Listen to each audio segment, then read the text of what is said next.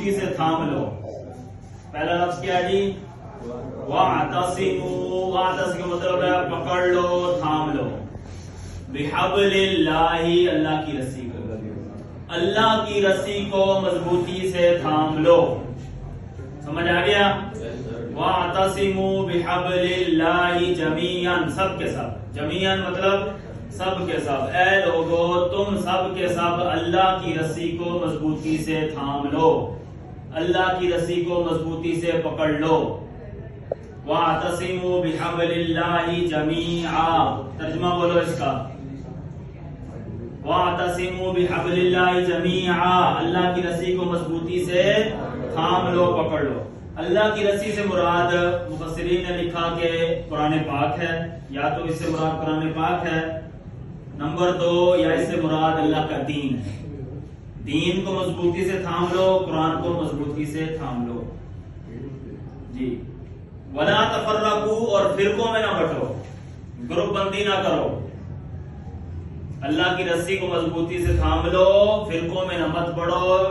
اپنے آپ کو گروپوں میں، چھوٹے چھوٹے گروہوں میں، چھوٹے چھوٹے مسلکوں میں تقسیم نہ کرو.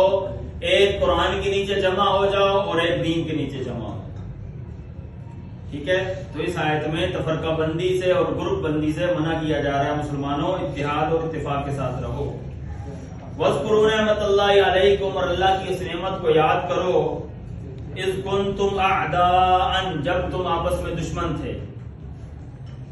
اب یہ 1400 سال پہلے صحابہ کرام کی بات ہو رہی ہے کہ اللہ کی نعمت کو یاد کرو اے صحابہ کرام. اب یہ قرآن قیامت تک کے لیے ہے، ہمارے لیے بھی اس میں پیغام ہے، اور وہ جو جن کے لیے نازل ہوئی تھی، جو اس کا بیک گراؤنڈ تھا، ان کے لیے بھی ہے. اذ کنتم اعداء، جب تم دشمن تھے. فألف بین قلوبکم، تو اللہ نے تمہارے دلوں میں محبت کو ڈال دیا. اللہ نے تمہارے دلوں میں، تم دشمن تھے تو اللہ تعالیٰ نے تمہاری دلوں سے بغض، حسد، نفرت کو ختم کر کے تمہارے دلوں میں ایک دوسرے کے لیے محبت کو ڈال دیا. محبت کو ڈالا تو پھر کیا ہو گیا؟ فَأَصْبَحْتُمْ بِنِعْمَتِهِ إِخْوَانًا، اللہ تعالیٰ کی اس نعمت کی وجہ سے جو اس نے محبت ڈالی تمہارے دلوں میں، تم بھائی بھائی ہو گئے. پہلے تم نفرت کرتے تھے، اللہ تعالیٰ نے محبت ڈالی تمہارے دلوں میں. اس محبت کا صلہ یہ نکلا کہ تم نے دشمنیاں ختم کر دیں اور تم آپس میں بھائی بھائی ہو گئے. کیسے ہو گئے؟